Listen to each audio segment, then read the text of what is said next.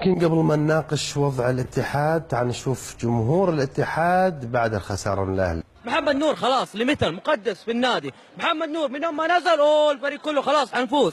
حطوا املهم بمحمد نور، ما في نادي، ما عاد في شيء. مع اداره زي كذا ولعيبه زي كذا ما في اتحاد. الاتحاد صار مهزله بسبب مجموعه اعضاء. منصور بلوي يعني انا انصح يستقيل. تعالوا احنا نحضر واحنا ما ادري ايش واحنا نسوي لكم، احنا نتعب، احنا ندفع، احنا نمسك خطوط ونيجي ومشاوير. لعيبه خلاص كل لاعب 35 مليون. اللاعب ما يبي يوقع له 30 زي جاء لاعب راح بدال اللعيبه ثلاثه. نادي ما عنده فلوس. لازم الاداره تستقيل كلها.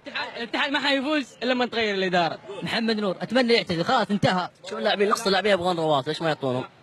يا بالله ما عندك ميزان. عليش ماسك النادي انت؟ تجي هنا يتفلت والجمهور يشجع. بعد ما يزوم لك ناقر ما حد يهرج.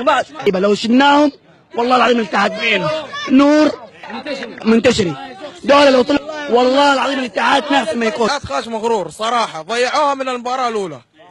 خاشين مغرورين اللعيبه. الاهلي ما له خبره والاهلي واليوم بينوا الاهلي وبينوا رجال الاهلي ومبارك بعد بلوي قال الاهلي اليوم ونور وانصح نور لا يتحدى الاهلي، كل ما يتحدى احنا يا وليد الفراج في حقوق انسانيه لجمهور الاتحاد ابى اقدم انا في الحقوق الانسانيه لاني تعبت يا اخي والله اني تعبت.